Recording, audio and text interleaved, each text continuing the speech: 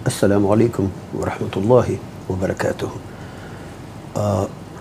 Dear viewers, आज का जो हमारा नशिस्त है वो है matter and anti matter.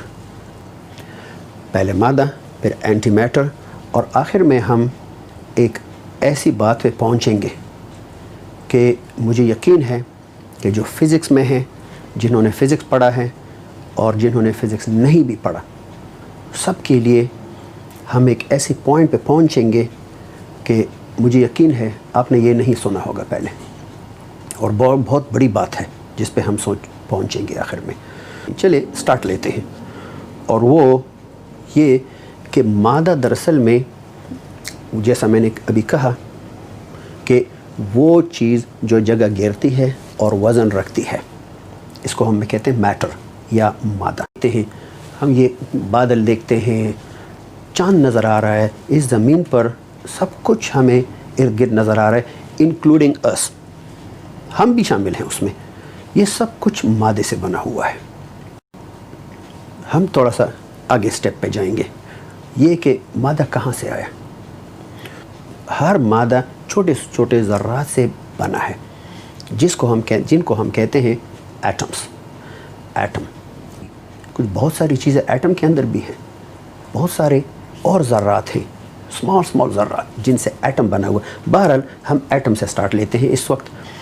Atom को हम कह सकते हैं the building block of matter. ये जो कुछ हमें नज़र आ रहा है, इन सब का एक बिल्डिंग ब्लॉक है। जिस तरह एक बिल्डिंग होता है वो ईंटों से बना हुआ होता है, उस ईंट को कहते हैं बिल्डिंग ब्लॉक। ईंट की शक्ल एक ही है, एक ही जिस तरह से सारे ईंटें नज़र आती हैं, मगर इनको डिज़ाइन से, डिफरेंट डिज़ाइन से एक दूसरे के ऊपर रख कर हम बाद में देखते हैं कि बिल्डिंग का जो शेप है वो तो डिफरेंट बन जाता है। हर बिल्डिंग दूसरे से मुख्तलिफ। क्यों? जो ईंटों की जो अरेंजमेंट है वो डिफरेंट है एक दूसरे से, इंक्लूडिंग अस। हम भी उसमें आते हैं, मैटर में। हाँ, कुछ दोस्त शायद जो फ़िज़िक्स से ज़्यादा उनको वो नहीं है इतना ज़्यादा तजुर्बा फ़िज़िक्स में, वो सोचते हमें तो कभी टीचर ने ये कहा था कि हम तो लिविंग सेल से बने हुए हैं, या जितने भी जानदार हैं वो तो लिविंग सेल से बने हुए हैं, और मिस्टर सलीम आप ये कह रहे हैं कि हम एटमों से बने हुए हैं। एटम से? हाँ, सब चीज़ें एटमों से बनी हैं। एटम के अंदर बेसिकली 3 चीज़ें और भी हैं: इलेक्ट्रॉन, प्रोटॉन, न्यूट्रॉन। बिजली, इलेक्ट्रिसिटी, इलेक्ट्रिक चार्ज, ये जो इलेक्ट्रॉन है उस ज़र्रे के अंदर, उसमें इलेक्ट्रिसिटी है। अच्छा, उसमें प्रोटॉन है, दूसरा पार्टिकल प्रोटॉन, जो पॉजिटिव इलेक्ट्रिसिटी 2 तरह की होती है, नेगेटिव और पॉजिटिव। ओके, दोनों का असर एक ही है, इस्तेमाल एक ही है दोनों का, लेकिन इलेक्ट्रिसिटी के 2 किस्में हैं, यानी एक जोड़ा सा है, यूँ जोड़ा समझे, जिस तरह मर्द औरत। तो यहाँ पर भी ऐसा ही कुछ है।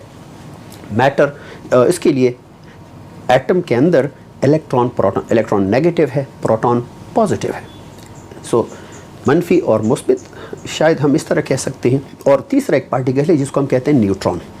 आगे किसी प्रोग्राम में इसके ऊपर भी डिस्कशन करेंगे, ये न्यूट्रॉन कहाँ से आया, कैसे पता चला। बहुत बड़ी बात है इसके अंदर, बहुत बड़ी बात है इसके अंदर। न्यूट्रॉन कैसे डिस्कवर हुआ। सबसे पहले ये बात याद रखें कि साइंटिस्ट कोई भी चीज़ बनाते नहीं हैं, वो सिर्फ एक्सप्लोर करते हैं, डिस्कवर करते हैं, और जब उन एक्सप्लोरेशन से वो मालूम कर लेते हैं तो वो रिकॉर्ड पे ले आते हैं। उसी रिकॉर्ड को फिर हम कहते हैं फ़िज़िक्स। ओके, सो ये जो न्यूट्रॉन, प्रोटॉन और इलेक्ट्रॉन, इनसे एटम बनता है, वही छोटा सा ज़र्रा। मैं उसकी तरफ आता हूँ कि हम कैसे एटम से बने हुए हैं। वही एटम एक दूसरे एटम के साथ मिल जाते हैं, कभी 2, कभी 3, जितने भी हों, उनसे फिर एक और पार्टिकल बनता है जिसका नाम है मॉलिक्यूल। मॉलिक्यूल, ओके, मॉलिक्यूल बन जाता है। अब मॉलिक्यूल्स एक दूसरे के साथ मिलकर उससे ये जो सब कुछ हमें नज़र आ रहा है यही बन जाते हैं, डिफरेंट बॉन्ड्स बनाते हैं बहुत सारे। मिसाल के तौर पर वाटर, पानी, 2 तरह के एटमों से बना है, हाइड्रोजन और ऑक्सीजन। ऑक्सीजन का एक एटम, हाइड्रोजन के 2 एटम्स मिलके पानी का एक मॉलिक्यूल बनाते हैं। तो गोया एटम फिर मॉलिक्यूल, और मॉलिक्यूल से आगे दो शाखें हैं अब आगे। वो क्या? एक को हम कह सकते हैं लिविंग मैटर और दूसरा है नॉन लिविंग। लिविंग में हम फिर आते हैं, तो हमें जो उन मॉलिक्यूल से एक लिविंग सेल बन जाता है। लिविंग सेल, ये बायोलॉजी वालों का जानते हैं उसको, जो थोड़ी बहुत बायोलॉजी पढ़ी होती है, तो उन मॉलिक्यूल से आगे सेल बनता है। उसी तरफ ये सारा पत्थर, ये सब कुछ, पानी, पत्थर, ये बाकी सब कुछ, कंक्रीट, ये सब कुछ जो है ना उसमें आता है। तो गोया वो भी मॉलिक्यूल हैं, ये भी मॉलिक्यूल्स हैं। लेकिन मॉलिक्यूल से आगे कुछ मॉलिक्यूल से सेल भी बन जाए, वही सेल लिविंग ऑर्गेनिज्म है। तो या कोई जानवर बन जाएगा, उससे इंसान भी बन सकता है, उससे इंसेक्ट्स भी बन सकते हैं, सांप, बिच्छू, सब कुछ उससे फिर बन सकता है, वो फिर लिविंग में आता है। तो गोया कि बेसिक जो बिल्डिंग ब्लॉक है वो है एटम। एटमों से सब कुछ बना है, जब वो लिविंग है, जो नॉन लिविंग है। अब ये मैटर आया कहाँ से? कहाँ से पहला मैटर आया? फिज़िक्स में ये एक आइडिया है जिसको वो कहते हैं big bang, big bang theory. एक बहुत बड़ा धमाका, धमाका, हाँ जी हाँ, धमाका। उससे पहले मैटर नहीं था, उससे पहले कोई मादा नहीं था। आप इमेजिन करें, ये ज़मीन नहीं है, ये सूरज नहीं है, ये चांद सितारे, सब कुछ, इसमें से कुछ भी नहीं है। और आप कहते हैं कुछ भी नहीं है? जी हाँ, कुछ भी नहीं है। और उसके बाद एक जो आइडिया है, साइंसदान कहते हैं एक बिग बैंग हुआ। बिग बैंग, ओके, जो बिग बैंग, बड़ा धमाका हो गया, और उस धमाके के नतीजे में मैटर वजूद में आया। जिस तरह फिज़िक्स में एक आइडिया है, आइंस्टाइन का आइडिया, E=mc²। ये हिसाब किताब के लिए है। हाँ, यहाँ ये बात याद रखें कि जब धमाका हुआ, आखिर क्या हुआ? जब there was nothing, then what exploded. ये भी एक इंटरेस्टिंग बात है, क्योंकि अक्सर लोग कहते हैं बिग बैंग हुआ और उसके बाद उस धमाके से मैटर वजूद में आया, ये मादा, और यहाँ से फिर चांद, सितारे और सब कुछ वो एक दूसरे के साथ चिपकते रहे, वो पार्टिकल्स, और किसी जगह पे चांद आ गया, किसी जगह पे सितारा, किसी जगह पे ज़मीन। इसके ऊपर बाद में कभी जाएंगे, वो भी डिस्कस करेंगे कि सितारे का जो बनावट है, सितारा कैसे वजूद में आता है, बर्थ ऑफ ए स्टार, ये कैसे होता है, ये प्लैनेट्स, ज़मीन, चांद, ये सब कुछ ये कैसे बना, वो भी आगे हमारे इन चीज़ों का डिस्कशन होगा। चलिए, ये मैटर बन गया। लेकिन यहाँ मैं ये थोड़ा सा एक्सप्लेन भी कर लूँ इस पॉइंट पे कि जब कुछ था ही नहीं तो क्या धमाका कहाँ से हुआ। यही वजह है कि आइंस्टाइन का जो इक्वेशन है E=mc², E=mc², द एनर्जी या तवानाई बराबर होती है mass multiplied by speed of light square. बहुत डीप इक्वेशन है, इंतहाई डीप इक्वेशन है। E=mc² है तो लिखने में बड़ा सिंपल, इसके अंदर जितना डेप्थ है आगे जाके हम ये भी कभी डिस्कस करेंगे। तो कि जो c² है, light, speed of light, speed of light का क्या ताल्लुक़ है मैटर के साथ? हम भी मैटर हैं, हमारे साथ स्पीड ऑफ लाइट का क्या ताल्लुक़ है? अजीब सी बात है। इसलिए फिज़िक्स फॉर एवरीवन हमें उस दुनिया में एक नई दुनिया खोल देगा आपके सामने, और वो दुनिया अजीब होगी। आप यकीन नहीं कर सकेंगे कि ये भी था जो कि हमें पता नहीं था, क्योंकि हम अपने सराउंडिंग के साथ सिर्फ आदी हैं, जो इर्द गिर्द हमें नज़र आता, हम तो कहते हैं बस यही सब कुछ है। बहुत कुछ उसके पीछे भी है, और वो चीज़ें हम डिस्कस, चूँकि हम भी मैटर हैं, वो सारी चीज़ें भी मैटर से बनी हुई हैं, लिहाजा हमारा भी ताल्लुक़, हमसे हर एक का ताल्लुक़ मैटर से है। अगर हम फिज़िक्स थोड़ा सा समझेंगे तो हम अपने इर्द गिर्द ऐसा कुछ देख सकेंगे कि हमें ये दुनिया ये नहीं रहेगी, हमारे सामने, हमारी नज़रों के सामने दुनिया ये नहीं रहेगी जो हमें नज़र आ रही है।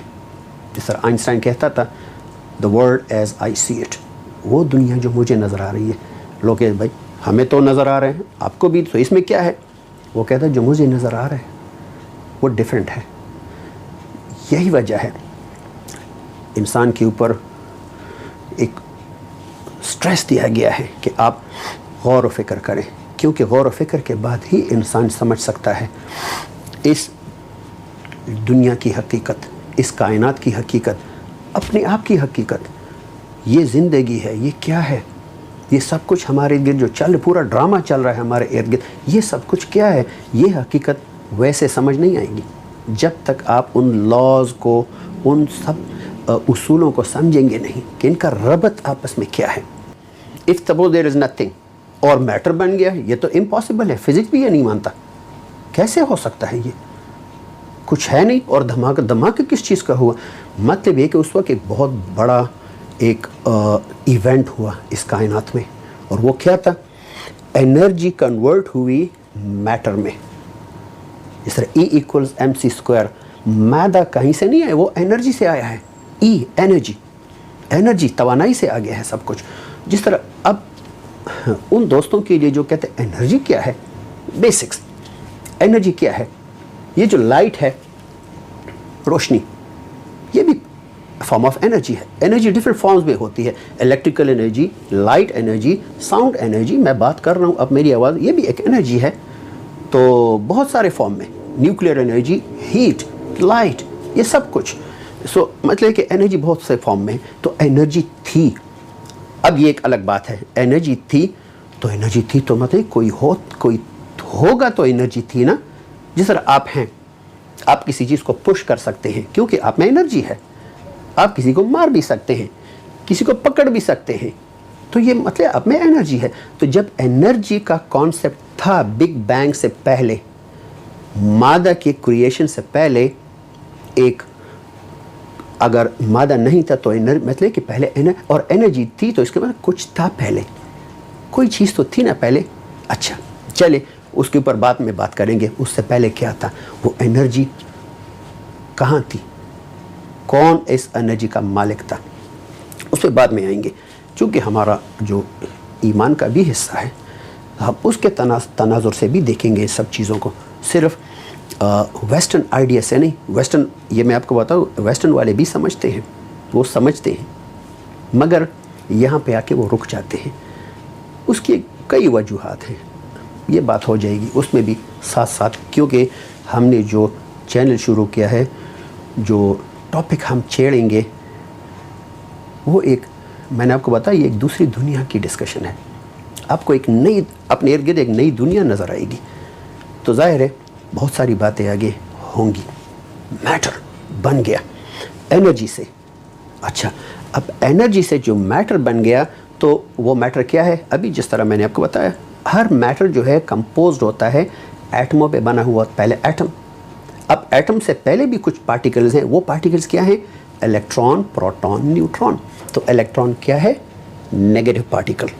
प्रोटॉन क्या है, positive particle, plus electricity, positive electricity, negative electric, और एक है न्यूट्रॉन। ये तीन चीज़ें हैं। अब यहाँ पे थोड़ा सा एक स्टेप आगे हम जाते हैं अपने डिस्कशन में। एनर्जी जब मैटर में कन्वर्ट हुई, अब मिसाल के तौर पर एनर्जी मैटर में, तो मैटर जो है इलेक्ट्रिकल है बेसिकली। वो समझ लें कि हम भी एटमों से, और हर एटम के अंदर इलेक्ट्रिसिटी मौजूद है। So we are basically electrical in nature. हाँ, थोड़ी सी नहीं, अलॉट, बहुत सारी इलेक्ट्रिसिटी है हमें। अगर आप कन्वर्ट करें उसको, तो एक कॉइन में, जो आपको एक 5 रुपए वाला कॉइन या जो 1 रुपए वाला कॉइन, उसमें भी इतनी इलेक्ट्रिसिटी। मगर फिर आप कहेंगे अरे भाई हम इलेक्ट्रिसिटी से बने। ऑफ कोर्स ये सच है। वो इलेक्ट्रिसिटी, मैंने आपको बताया इलेक्ट्रिसिटी 2 किस्म की होती है, पॉजिटिव, नेगेटिव, मनफी और प्लस। अब ये पॉजिटिव और नेगेटिव बराबर बनते हैं, बराबर। तो जब बराबर बनते हैं, कैंसिल, करेक्ट, ओके। अब ये जो नेगेटिव पार्टिकल है, एटम जिस पार्टिकल से बना हुआ है, इलेक्ट्रॉन, प्रोटॉन। इलेक्ट्रॉन छोटा है, प्रोटॉन इससे 1836 गुना ज़्यादा बड़ा है। जो पॉजिटिव इलेक्ट्रिसिटी है उसका पार्टिकल बड़ा है, जो नेगेटिव है वो बहुत छोटा है। हाँ, अब यहाँ एक बात हो गई।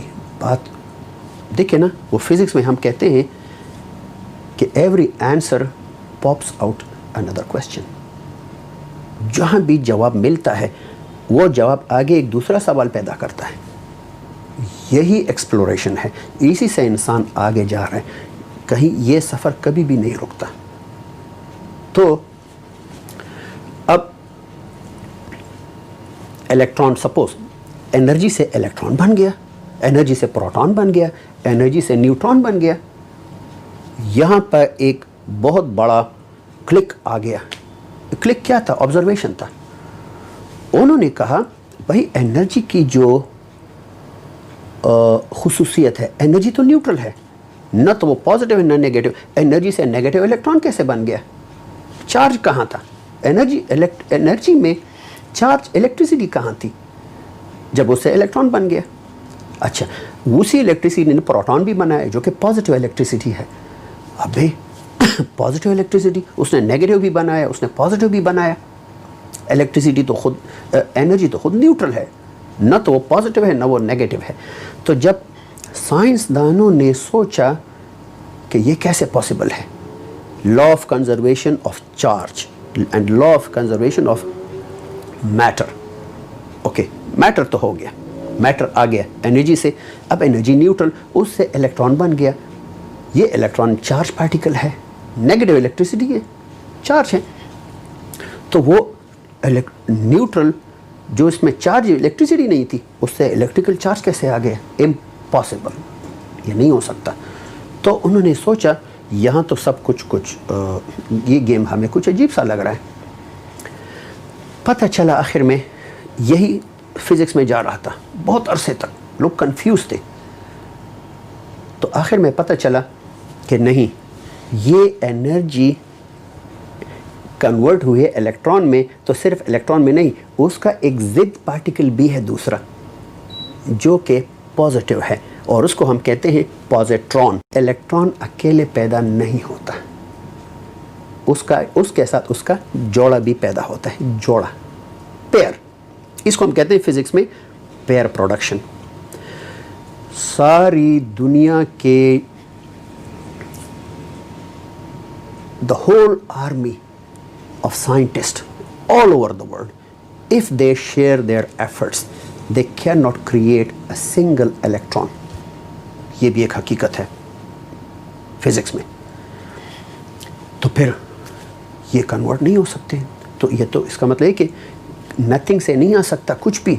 एनर्जी पहले थी और वही एनर्जी हुई कन्वर्ट हुई इलेक्ट्रॉन में।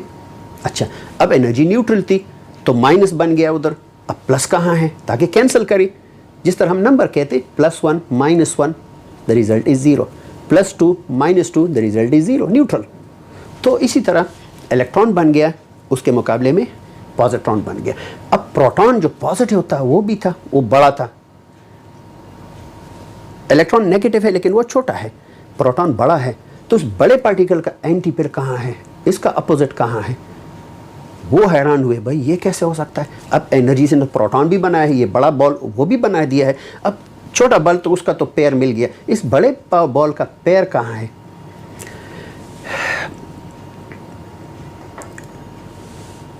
To make the long story short, मैं आपको ये बताऊंगा कि आखिरकार ये भी मालूम हुआ, वो जो हमारे पास बड़ा पॉजिटिव एनर्जी, पॉजिटिव प्रोटॉन था, एंटी प्रोटॉन बन गया नहीं, डिस्कवर हुआ, तो उसको हम कहते हैं anti proton.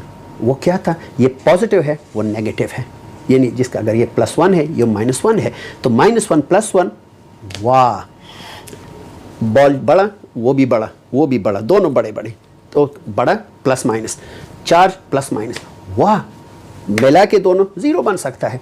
Clear, very good. एक बहुत बड़ा जो ऑब्स्टिकल आया, जो प्रॉब्लम आया फिजिक्स में, वो था अबाउट न्यूट्रॉन। अब यहाँ तक तो बात आ गई कि कोई भी पार्टिकल जो एनर्जी से बनता है वो अकेले नहीं बनता, वो उसका जोड़ा बनता है। तो इलेक्ट्रॉन का जोड़ा तो नज़र आया, प्रोटॉन का भी जोड़ा बन गया, क्योंकि इलेक्ट्रॉन नेगेटिव है तो पॉजिटिव जोड़ा उसका आ गया, प्रोटॉन पॉजिटिव है तो उसका नेगेटिव जोड़ा आ गया, पेयर वहाँ भी है। न्यूट्रॉन का पेयर क्या होगा?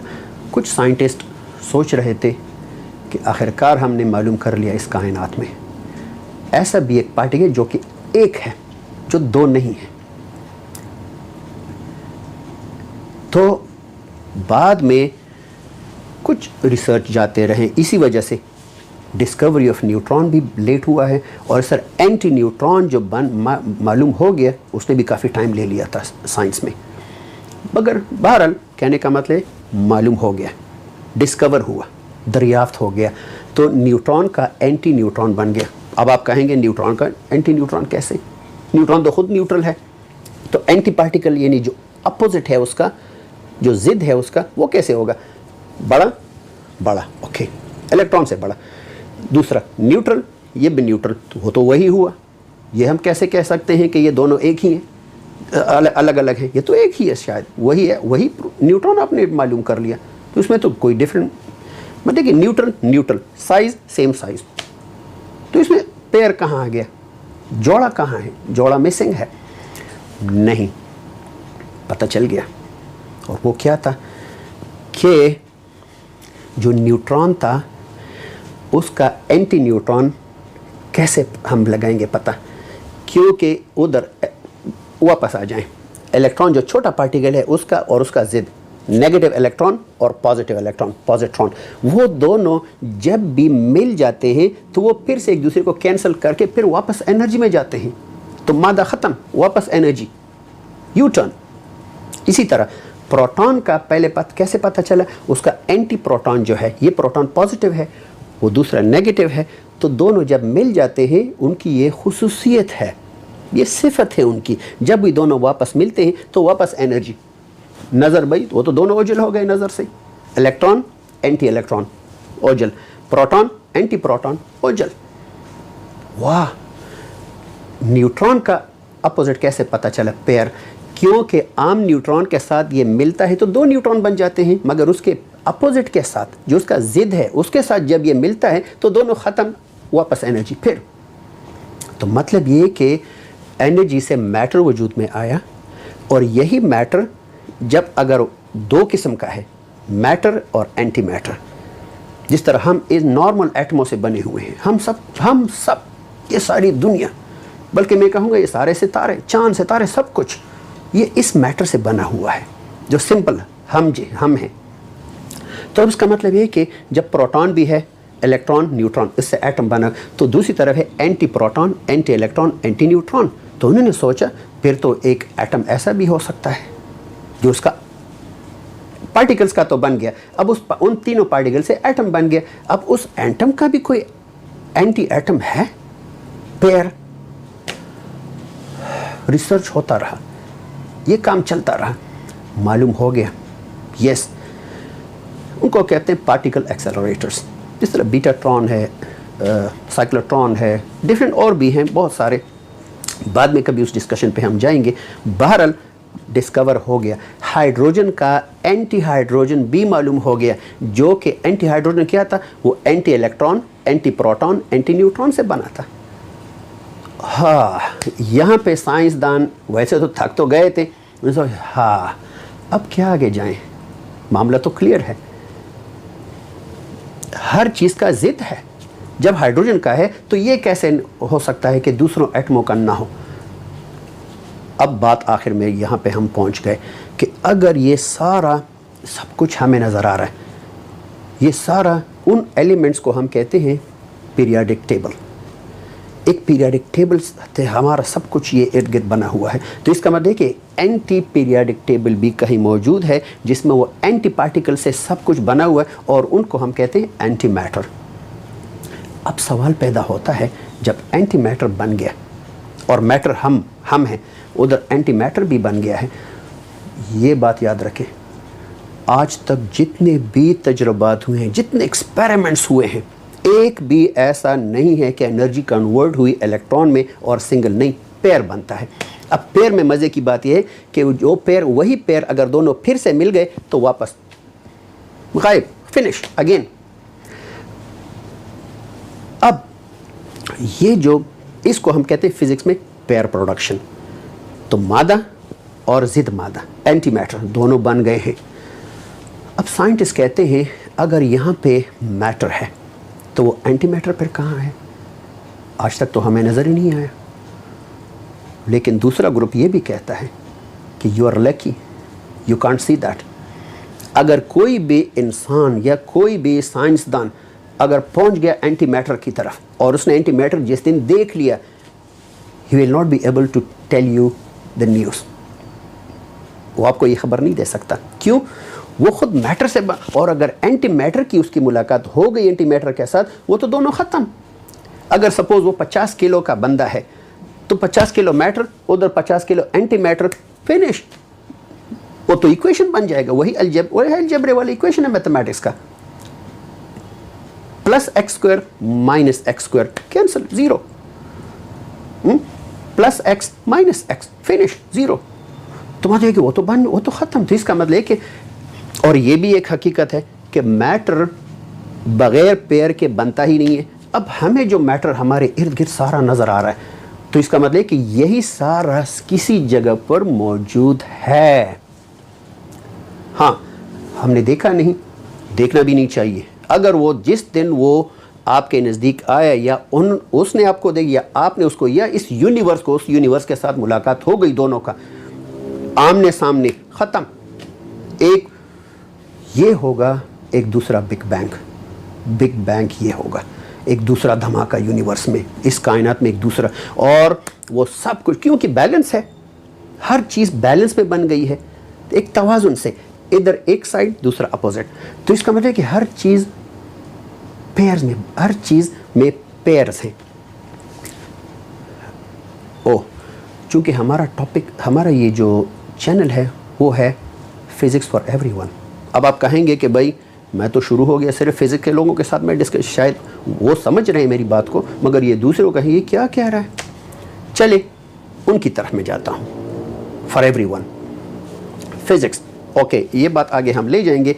अब आप सुने, ये दूसरे जो लोग हैं जो फिज़िक्स के साथ ज़्यादा वो नहीं है, मगर बहुत सारे ऐसे हैं हमारे, ये इंसानी फितरत है डिस्कवरीज़ की तरफ। अगर जहाँ भी एक्सप्लोरेशन हो, ये इंसान की सिफत है, वो इसको उसी से यानी इसको एंजॉय करता है, खुशी फील करता है, सेटिस्फैक्शन फील करता है। हाँ, मुझे कुछ और भी समझ आया। यही तो वजह है कि पहले इंसान हज़रत आदम अलैहिस्सलाम, उससे जब पूछा गया है ये क्या है, सोचने लगा ये है, ये है, ये है। क्यों? इंसान में क्यूरियोसिटी है, उस क्यूरियोसिटी को यूज़ करके वो चीज़ों को समझने की कोशिश करता है। दूसरी तरफ फरिश्तों से पूछा, फरिश्तों ने कहा ये क्या है, हमें क्या पता। अगर आपने नाम बताया होता हम भी आपको बताएंगे, अगर आपने बताया नहीं तो हमें कैसे पता। और आदम अलैहिस्सलाम ने बता दिया। कैसे? इसलिए कि उसमें क्यूरियोसिटी थी। बाहर तो मतलब ये कि जो फिज़िक्स से नहीं है वो भी, उनके लिए भी ये ज़रूरी है, और उनको यकीनन उनको भी उससे कुछ तस्कीन मिलेगा। इसलिए तो वो मूवीज़ देखते हैं, मैट्रिक्स मूवी है, ये फलाना मूवी है, और वो कहते हैं यार बड़ी ज़बरदस्त। क्यों? उसमें कुछ साइंस का एक थोड़ा सा झलक वो दे देते हैं फिज़िक्स से, कुछ मसाले लगे, थोड़ा सा इंटरेस्टिंग भी बना लेते हैं, मगर बेसिक आइडिया फिज़िक्स का होता है। और बाद में वो कितने उस पर मिलियंस ऑफ डॉलर्स, उस पर बिलियंस ऑफ डॉलर उस पर कमाते हैं फिर बाद में। बहरहाल अपनी तरफ की अपनी डिस्कशन की वापस मतलब हम यहाँ पहुँच गए कि एनर्जी से मादा बन गया, बिग बैंग हो गया मादा, लेकिन मादा दो किस्म का बन गया, मैटर और एंटी मैटर। क्योंकि आज तक हज़ारों एक्सपेरिमेंट्स जो एनर्जी पे हुए हैं उनसे इलेक्ट्रॉन बनता है, तो इलेक्ट्रॉन नहीं बनता, इसको हम कहते हैं क्लाउड चैम्बर। उस क्लाउड चैम्बर में दो पार्टिकल आ जाते हैं, जिद पेयर बनता है।